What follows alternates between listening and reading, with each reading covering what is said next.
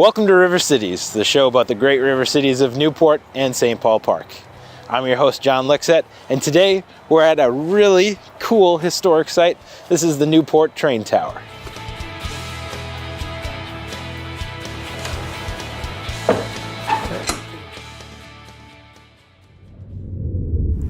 I'm joined today by Ed Petrie, who is the chair of the East Area Model Railroad Club. Ed, thanks for having us today. Thank you. It's a pleasure to be here. I'm looking forward to learn more about this building. Tell me, what did they use this for in the first place? Well, it was used to control the train traffic through Newport. It was built by the Chicago, Milwaukee, St. Paul and Pacific Railroad in 1906.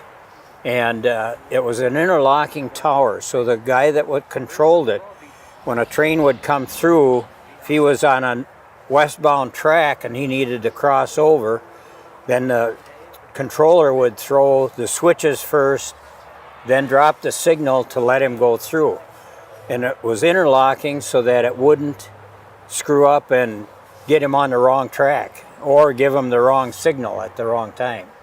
So for a 100-plus-year-old building, obviously there's had to have been some changes with this. Oh yes, it's been upgraded, and outside has been rebuilt a couple of times and re-roofed and so forth. And so it's been pretty well maintained.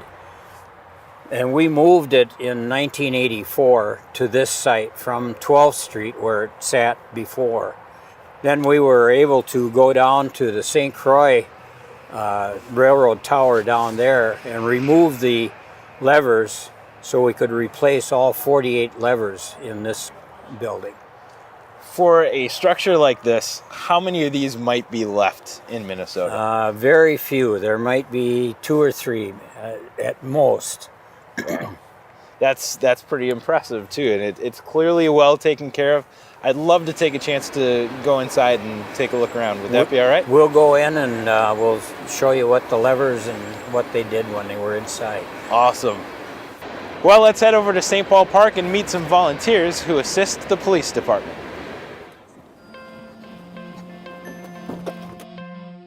So the Reserve Program here in St. Paul Park is a volunteer organization. We supplement the full-time police officers. We help them out on traffic stops, any of the calls that they go to. We also do home checks, parks, schools, pretty much another set of eyes for the police officers, and it's a police presence within the city. Hi. In a small town like St. Paul Park, there may be only one officer on at a time. And if that officer is in the middle of something that he can't really walk away from, for instance, a vehicle that is in the way and needs to be towed, we can sit there next to that vehicle until it's towed out of the way so that they can go to another service call if there's something that's higher priority. You and your awesome watermelon helmet. Whenever we're doing like school checks or park checks, we'll get out of the vehicle, we'll talk to the children, the kids that are playing around, the parents, whoever's around. We usually carry stickers with us. We'll hand out stickers to anybody that wants one. There you go. You guys are all junior officers. There you go, big guy. We're trying to connect with the community, show that the police department is here in a positive way. We don't want the kids in the community to think that it's necessarily bad when the police show up. All right, guys, you gotta let us get one. How embarrassing. Oh. There you go. Hey, look, all right, Sam. We like to get out and interact with the community, get to know the people, and kind of build some relationships. There we go. About time we make something, jeez. We are looking for those people who want to get involved in the community, want to help out. You don't have to be pursuing a career in law enforcement or necessarily interested in doing it. And there are those who are reserves just to be reserves and have that community service aspect of the job because that's what they're looking for. It's a great way to do that as well. We can do anchor bank, open to close, tellers out at 1800. Hey guys. If you have somebody available on a Saturday or a Friday, that's usually our big nights that we like people to come out. It's our busier nights, but definitely we can come out during the weeks, in the mornings, anything like that, just to have an extra set of eyes or presence in the city. I think I put in almost 470 hours last year. That's my volunteer time at the city because you get out and it is fun, and you can have an 8-hour shift that just flies by, and you're seeing a lot, you're doing a lot, you're getting involved, helping people, and it makes you feel good. It's fun, and yeah, it doesn't feel like work.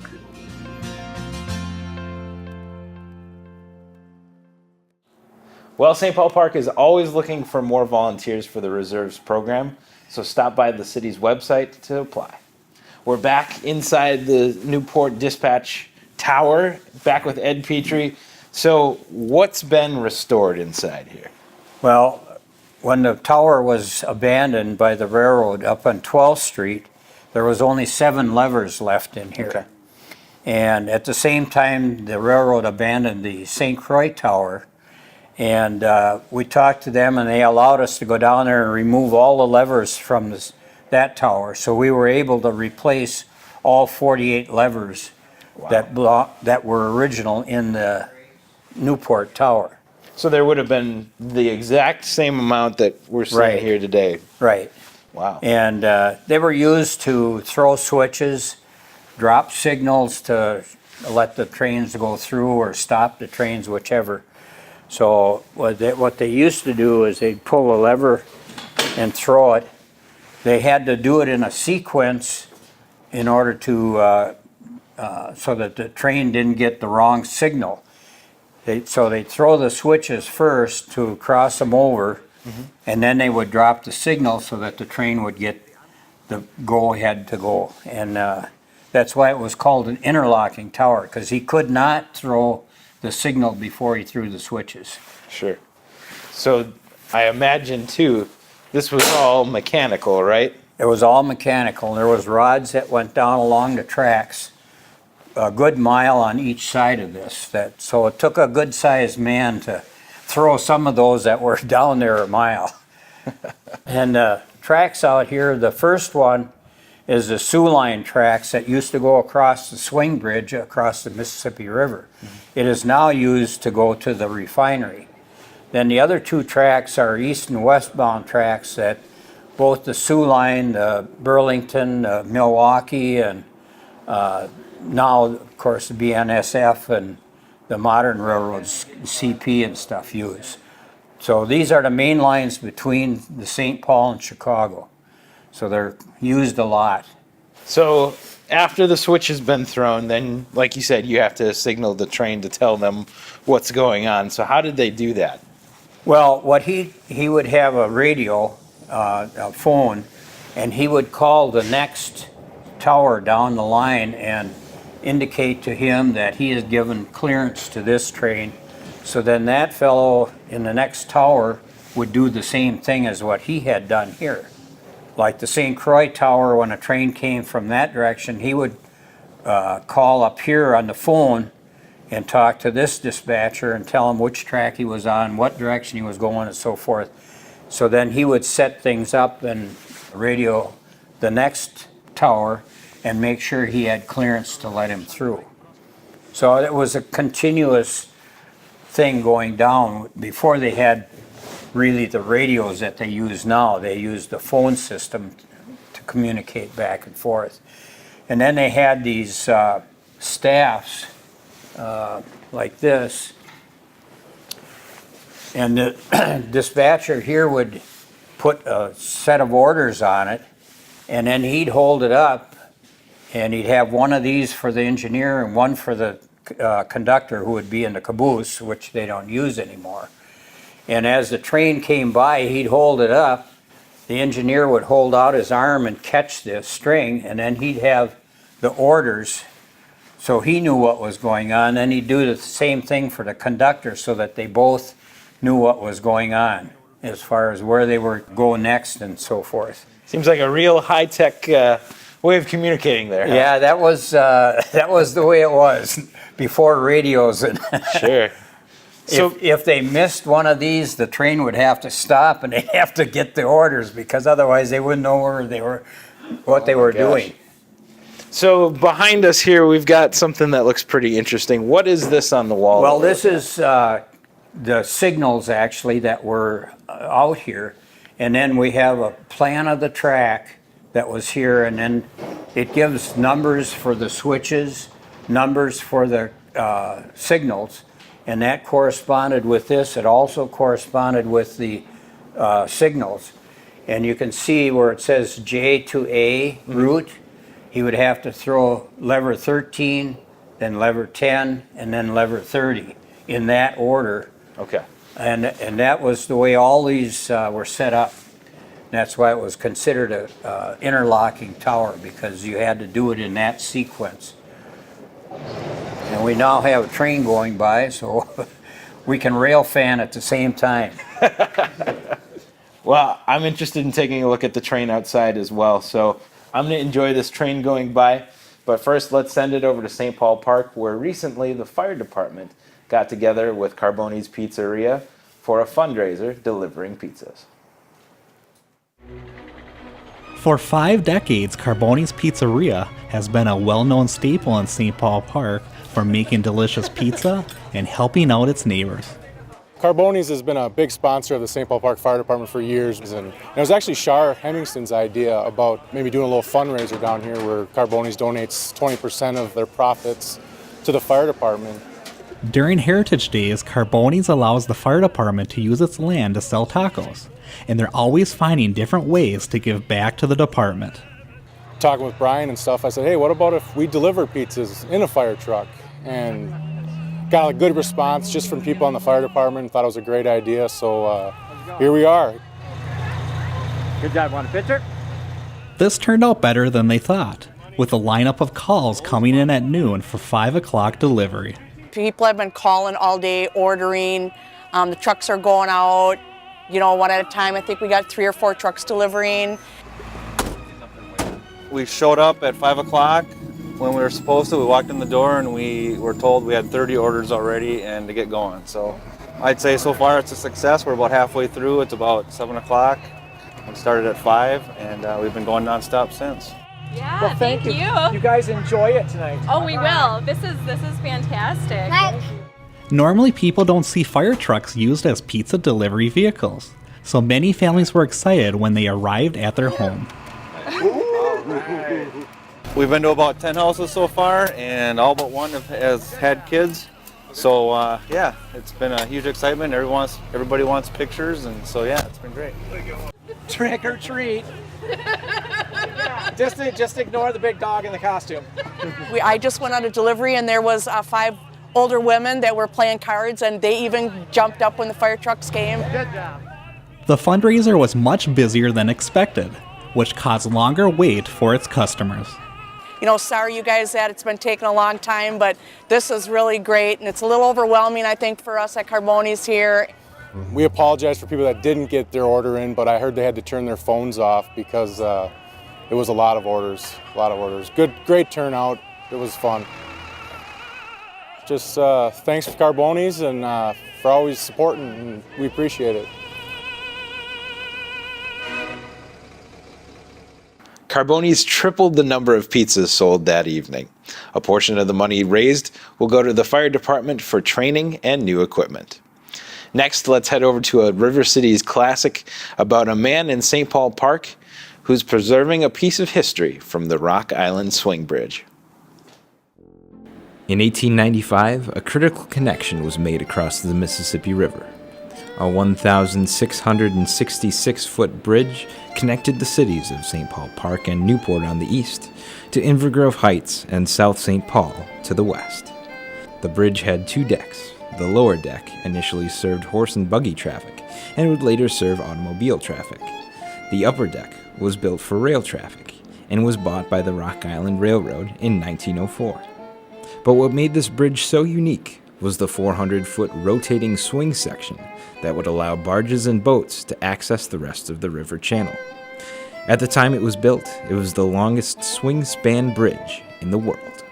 Nicknamed the Rock Island Swing Bridge, the historic bridge was a crucial connection for farmers in the East Metro and western Wisconsin to the South St. Paul stockyards. In later years, it served commuters between the 2 sides of the Mississippi. The Rock Island Railroad operated the bridge until 1980, when the company went bankrupt. The bridge continued operating for highway traffic only until 1999, when a section of the bridge was deemed unsafe. In 2008, a portion of the bridge collapsed on the east bank of the river. Time and deterioration, it seemed, would end the storied history of the old swing bridge. Ted Knack worked for the City of St. Paul Park Public Works from 1974 to 1994. He still lives in St. Paul Park with his wife. 35 miles away in Ellsworth, Wisconsin, Ted stores an antique steam traction engine. This is a Case 80-horse steam engine. I acquired it in 1993 in Fairmont, Minnesota. The engine originally came from a mile over here. And through the years, it changed hands, and then I ended up buying it, and I brought it back here. Ted's Case engine is dusted off once a year from storage to be used in an old-fashioned sawmill. We bring the logs down, and then the logs go on the mill, and then we belt the steam engine up to the mill, and then the engine runs the mill, and the saw cuts the logs. So what does an old steam engine have in common with the historic swing bridge?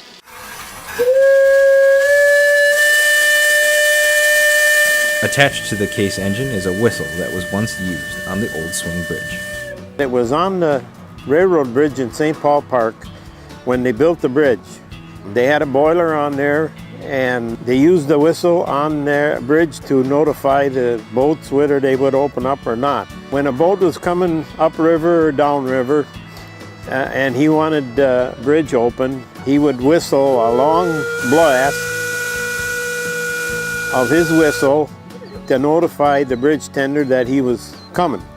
Then the bridge tender would open the bridge, and when the bridge was open, then the bridge tender would blow this whistle, a long blast, to notify the boat he could come through.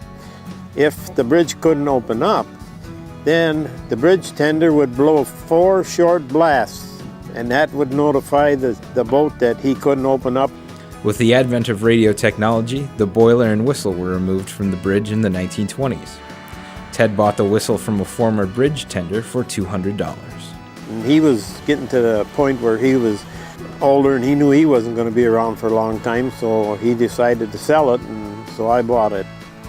Ted's love of history and his memories of the bridge encouraged him to buy the old brass whistle in the 1990s. When I was young, we used to bicycle across that bridge. In them days, the trucks used to come across that bridge that were traveling on Highway 100, and they'd get stuck in the middle because in the middle the bridge was just a hair lower than the rest. And they'd go along, and when they'd get to that area, they'd hit the bridge, and then they'd sit there, and what they'd do is they'd let the air out of the tires on the truck to get it down so they could get across the bridge. Today, one original section of the old bridge still stands as a fishing pier in Invergrove Heights. However, thanks to Ted Knack, part of the bridge still echoes through the farmlands of Wisconsin. It was history, a part of it. You know, that's why I really wanted it. You can still enjoy a portion of the swing bridge by heading over to Invergrove Heights and checking out Swing Bridge Park. We're back at the Dispatch Tower in Newport. So how long was this used, Ed? Well, we built it in 1906, and it was used till 1983.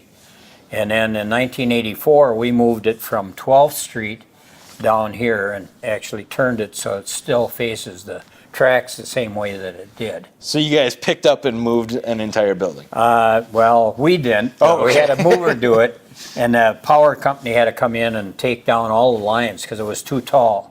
So all those lines, power lines and stuff were taken down as we moved it down. So it was quite a process, and it took most of the day to get it from 12th Street down here to 6th, and put it in place. So what was the purpose of moving the building then? Well, the city and our club and the businessmen thought it was nostalgic and would like to keep it. The railroad wanted to, of course, tear it down, and so that's why we got the move and moved it down here. The railroad donated the tower to us, but we had to pay for the move, which was by donations and so forth. What is it used for now? Well, we use it for rail fanning because Sure. the railroad still goes by here and we see a lot of trains. And it's a historic building, and we've tried to get it on the National Registry, but it has to be in the original position of where it was. It is an historic building, and we've restored it to use it for educational purposes.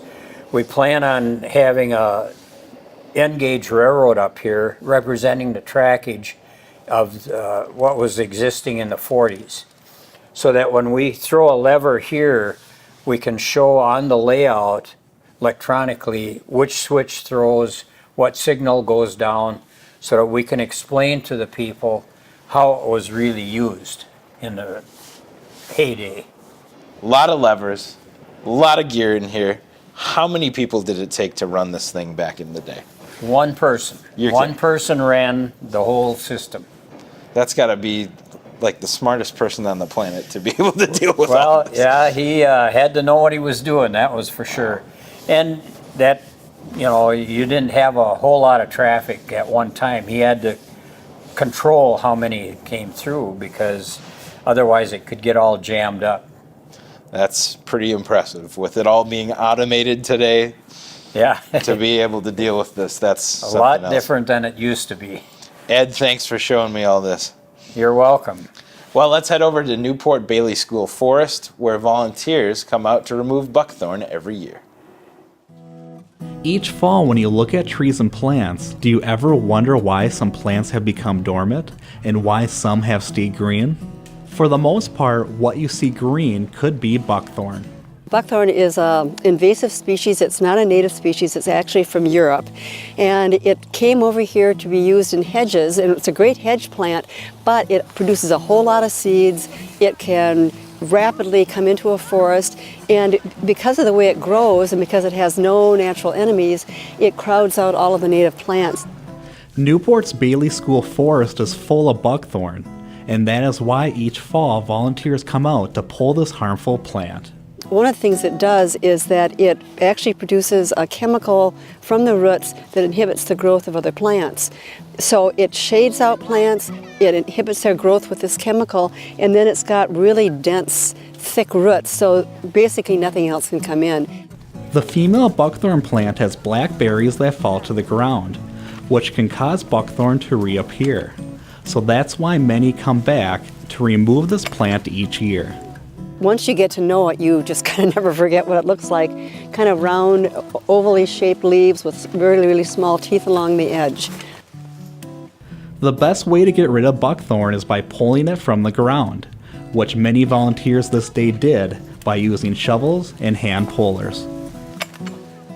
Even though you cut out all the big buckthorns, you have to come back the next year and pull up all the small seedlings. So it's a multi-year process. You have to kind of keep coming back, but we're making progress, and that I think is the important part. We didn't see any small little oak seedlings in the first few years because the buckthorn was so dense. They didn't have a chance to grow, and now we're beginning to see them. So we know we're making a difference.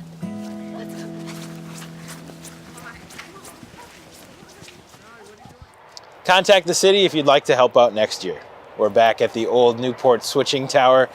Ed, what do we got behind us here? Well, this is a typical signal that either had a green light for a go, amber for a caution where they would slow down, or red, which is in the position it is now, that would stop the train, and he'd have to wait until he got a green signal to go, or a yellow, he could proceed slowly. It was donated to us by one of the signal maintainers that worked for the railroad.